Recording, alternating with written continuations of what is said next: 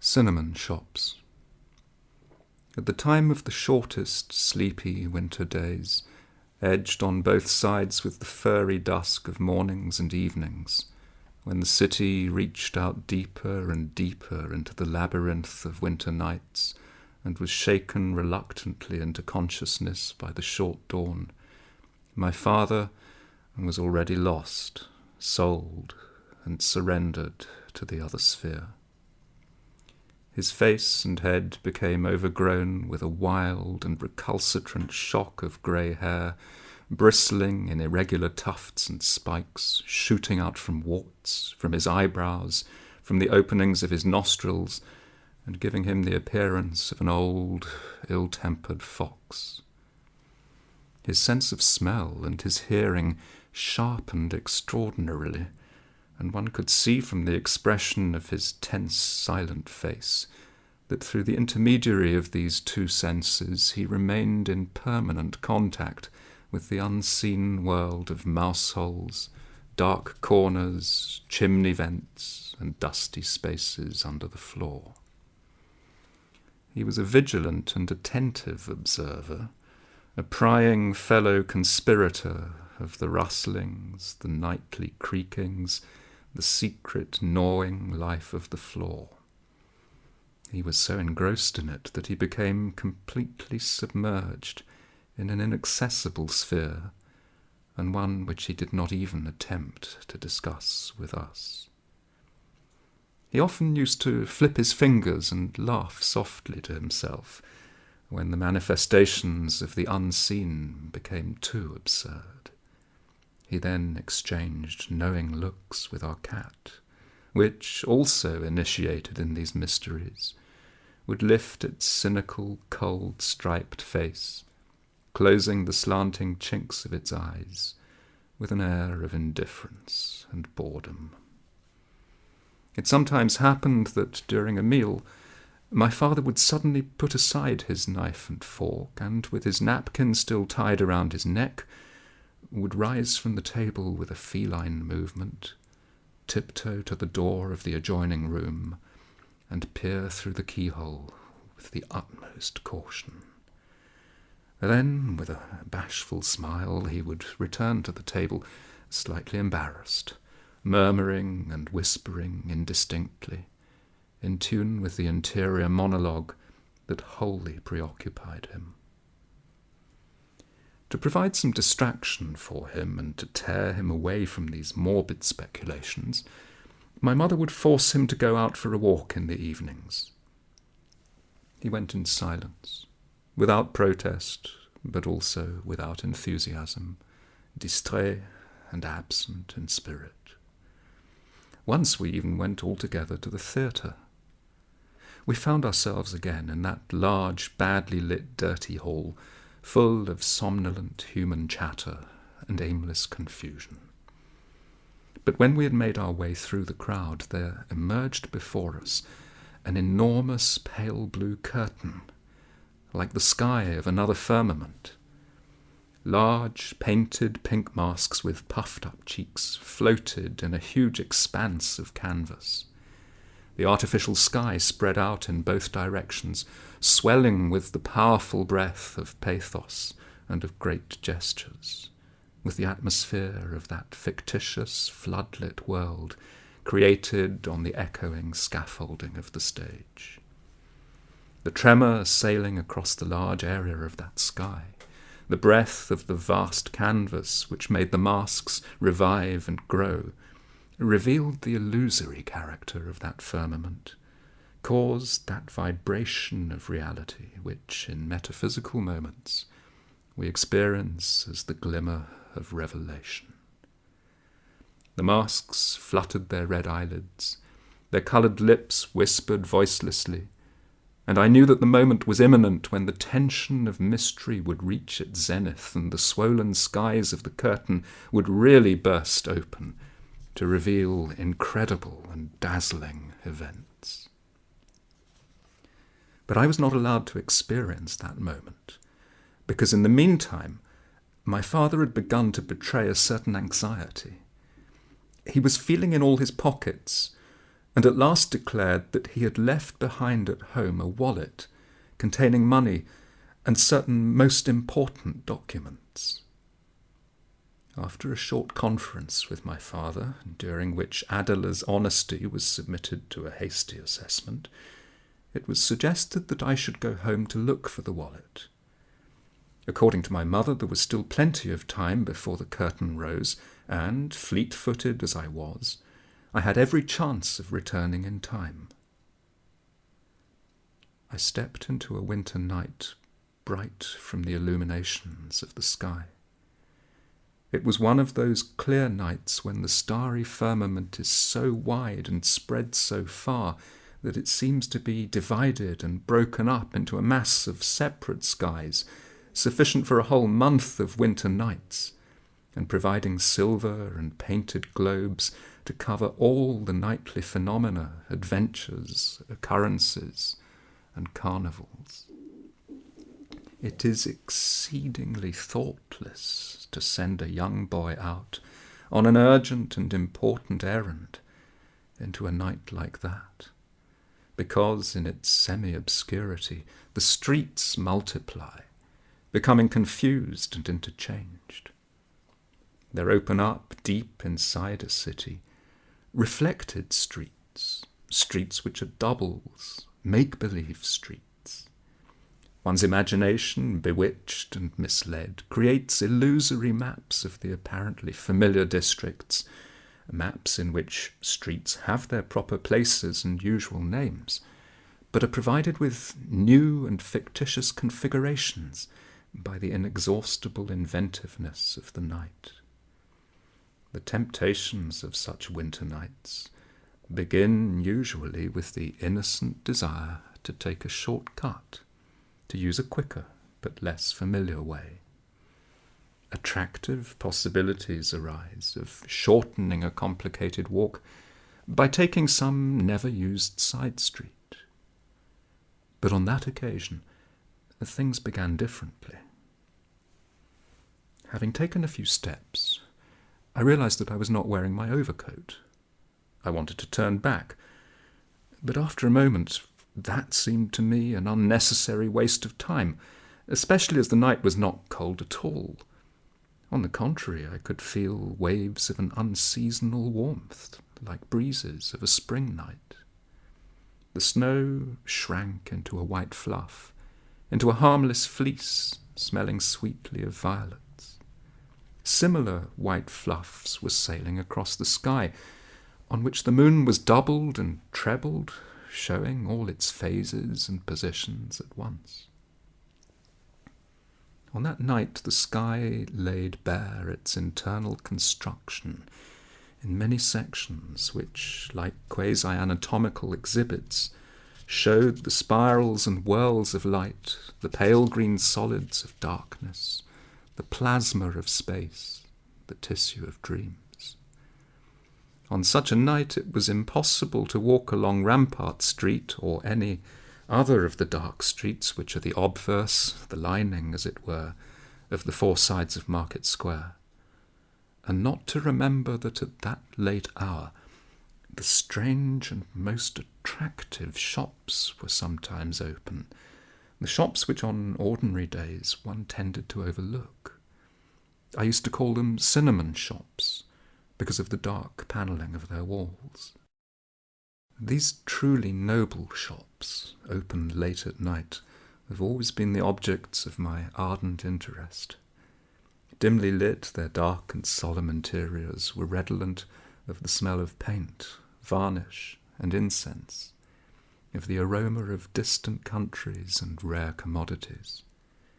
You could find in them Bengal lights, magic boxes, the stamps of long-forgotten countries, Chinese decals, indigo, calaphony from Malabar, the eggs of exotic insects, parrots, toucans, live salamanders and basilisks, mandrake roots, mechanical toys from Nuremberg, homunculi in jars, microscopes, binoculars, and, most especially, strange and rare books, old folio volumes full of astonishing engravings and amazing stories.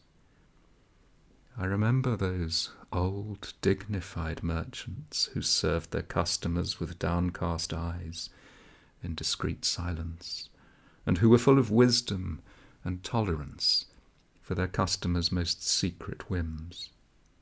But most of all, I remember a bookshop in which I once glanced at some rare and forbidden pamphlets, the publications of secret societies, lifting the veil on tantalizing and unknown mysteries.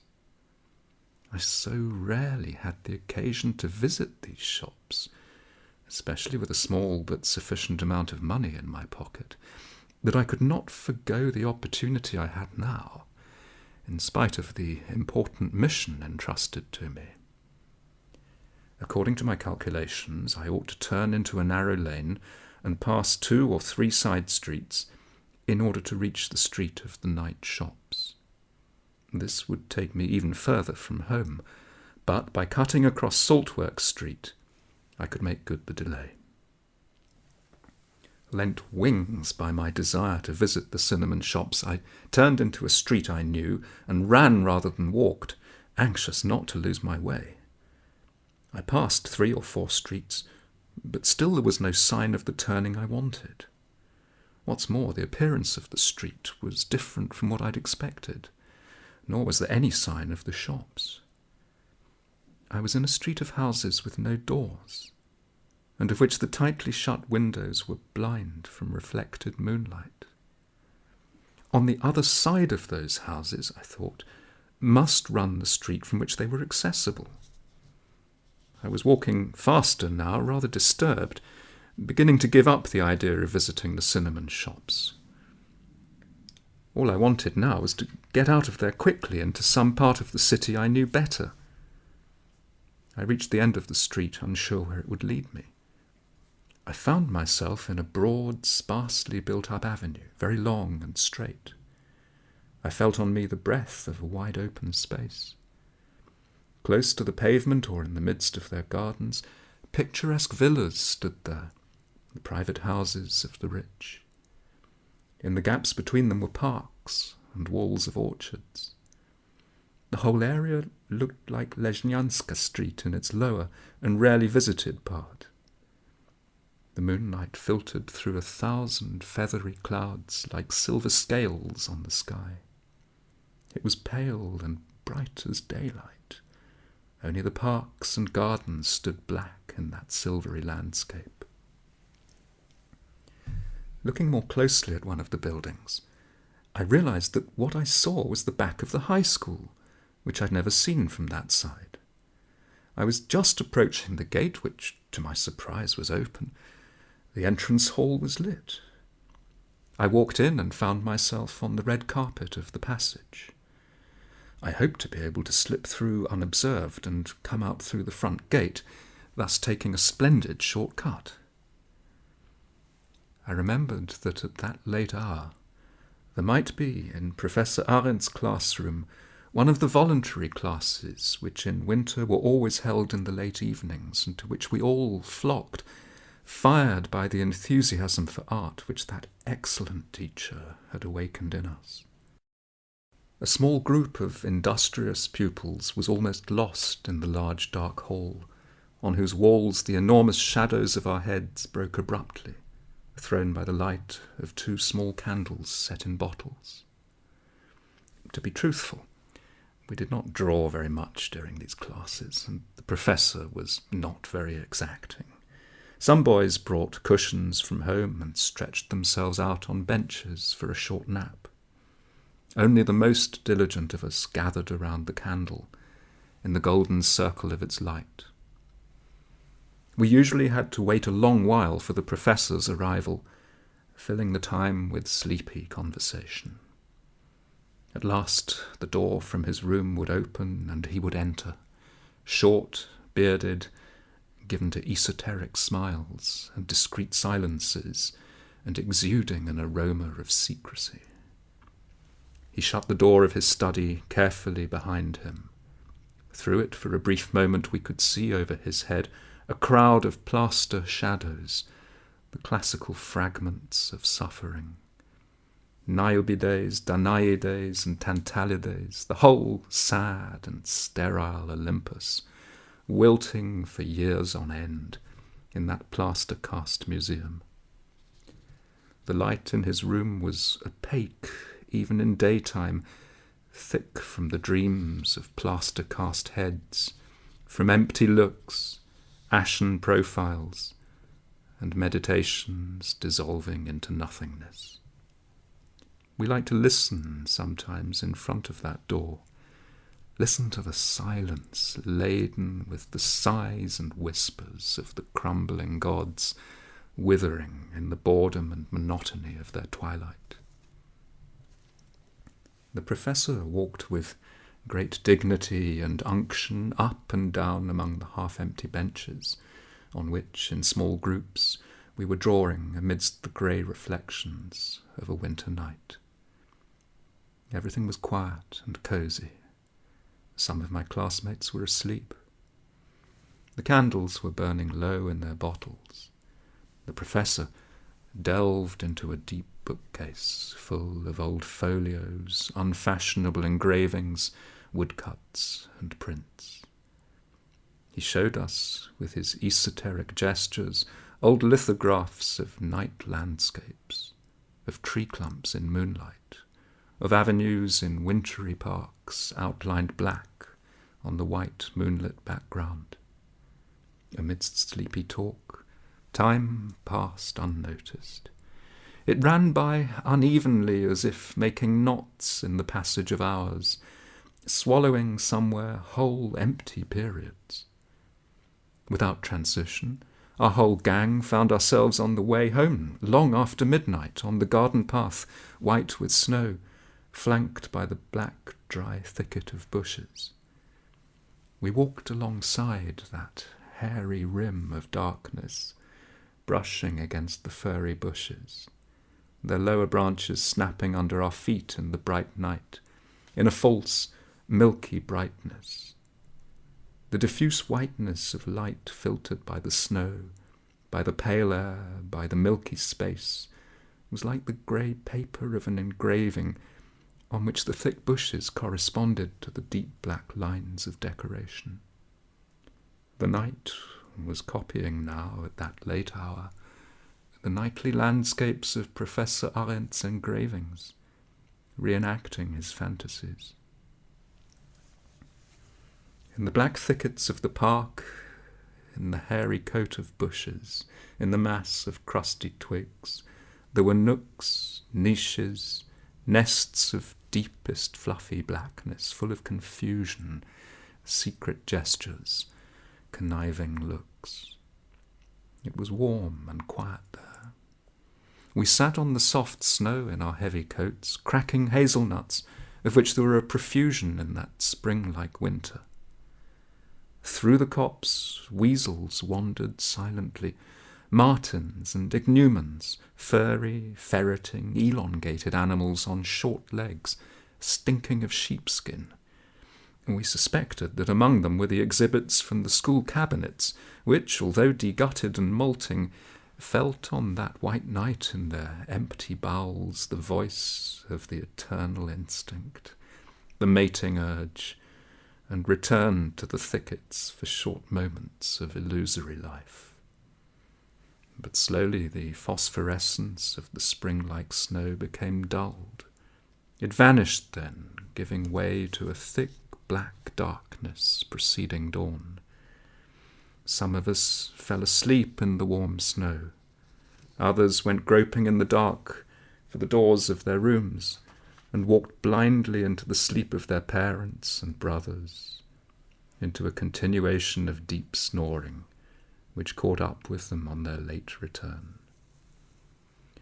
These nightly drawing sessions held a secret charm for me, so that now I could not forgo the opportunity of looking for a moment into the art room. I decided, however, that I would not stop for more than a little while. But walking up the back stairs, their cedar wood resounding under my steps, I realized that I was in a wing of the school building completely unknown to me. Not even a murmur interrupted the solemn silence.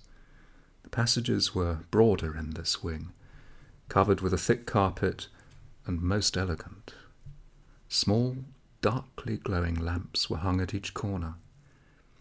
Turning the first of these, I found myself in an even wider, more sumptuous hall. In one of its walls there was a wide glass arcade, leading to the interior of an apartment. I could see a long enfilade of rooms, furnished with great magnificence. The eye wandered over silk hangings, gilded mirrors, costly furniture, and crystal chandeliers, and into the velvety softness of the luxurious interiors, shimmering with lights, entangled garlands, and budding flowers. The profound stillness of these empty rooms was filled with the secret glances exchanged by mirrors, and the panic of friezes running high along the walls and disappearing into the stucco of the white ceilings. I faced all that magnificence with admiration and awe, guessing that my nightly escapade had brought me unexpectedly into the headmaster's wing, to his private apartment. I stood there with a beating heart, rooted to the spot by curiosity, ready to escape at the slightest noise. How would I justify, if surprised, that nocturnal visit, that impudent prying? In one of those deep, plush armchairs there might sit, unobserved and still, the young daughter of the headmaster. She might lift her eyes to mine, black, sibylline, quiet eyes, the gaze of which none could hold. But to retreat halfway, not having carried through the plan I had, would be cowardly. Besides, deep silence reigned in those magnificent interiors, lit by the hazy light of an undefined hour. Through the arcades of the passage I saw on the far side of the living room a large glass door leading to the terrace. It was so still everywhere that I felt suddenly emboldened. It did not strike me as too risky to walk down the short steps leading to the level of the living room, to take a few quick steps across the large, costly carpet, and to find myself on the terrace from which I could get back without any difficulty to the familiar street. This is what I did. When I found myself on the parquet floor, under the potted palms that reached up to the frieze of the ceiling, I noticed that now I really was on neutral ground, because the living room did not have a front wall. It was a kind of large loggia, connected by a few steps with a city square, an enclosed part of the square, because some of the garden furniture stood directly on the pavement. I ran down the short flight of stone steps, and found myself at street level once more. The constellations in the sky stood steeply on their heads. All the stars had made an about turn, but the moon, buried under the feather-bed of clouds which were lit by its unseen presence, seemed still to have before her an endless journey, and, absorbed in her complicated heavenly procedures, did not think of dawn. A few horse-drawn cabs loomed black in the street, half-broken and loose-jointed like crippled, dozing crabs or cockroaches. A driver leaned down towards me from his high box. He had a small, red, kindly face. "Shall we go, master?" he asked. The cab shook in all the joints and ligatures of its many-limbed body, and made a start on its light wheels. But who would entrust oneself on such a night to the whims of an unpredictable cabby? Amidst the click of the axles, amidst the thud of the box and the roof, I could not agree with him on my destination. He nodded indulgently at everything I said, and sang to himself. We drove in a circle around the city. In front of an inn stood a group of cabbies who waved friendly hands to him.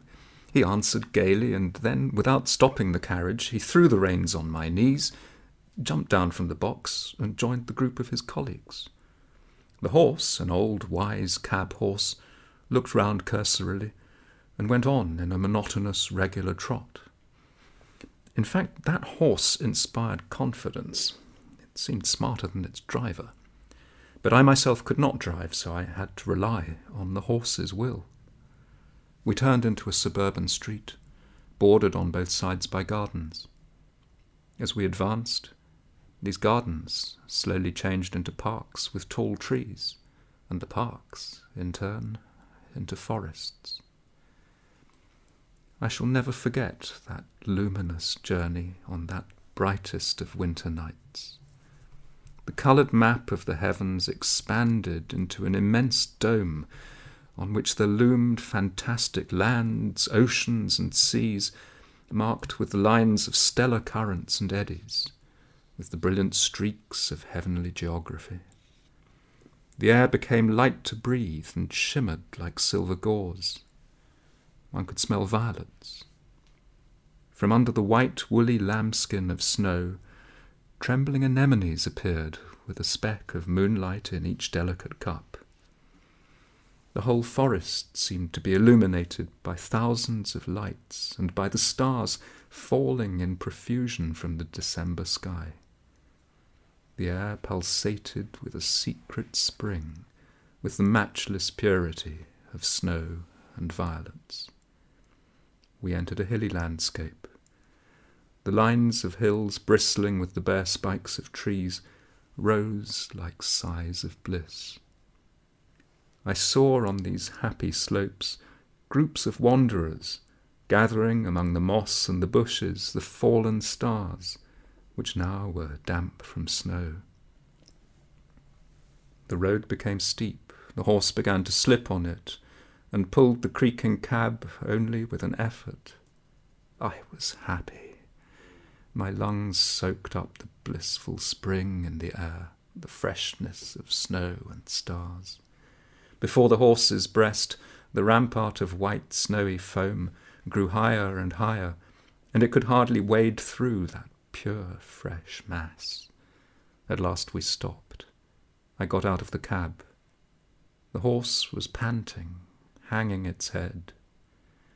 I hugged its head to my breast and saw that there were tears in its large eyes. I noticed a round black wound on its belly. "Why did you not tell me?" I whispered, crying. "My dearest, I did it for you," the horse said, and became very small, like a wooden toy. I left him and felt wonderfully light and happy. I was debating whether to wait for the small local train which passed through here, or to walk back to the city. I began to walk down a steep path winding like a serpent amidst the forest, at first in a light elastic step, later passing into a brisk, happy run which became gradually faster, until it resembled a gliding descent on skis. I could regulate my speed at will and change course by light movements of my body. On the outskirts of the city I slowed this triumphal run and changed it into a sedate walk. The moon still rode high in the sky. The transformations of the sky, the metamorphoses of its multiple domes into more and more complicated configurations, were endless. Like a silver astrolabe, the sky disclosed on that magic night its internal mechanism, and showed in infinite evolutions the mathematics of its cogs and wheels. In Market Square I met some people enjoying a walk. All of them, enchanted by the displays of that night, walked with uplifted faces, silvery from the magic of the sky. I completely stopped worrying about Father's wallet. My father, absorbed by his manias, had probably forgotten its loss by now, and as for my mother, I did not much care.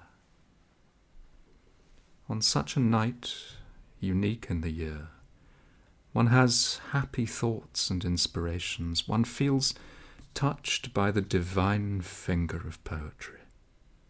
Full of ideas and projects, I wanted to walk towards my home, but met some school friends, with books under their arms. They were on their way to school already, having been wakened by the brightness of that night that would not end.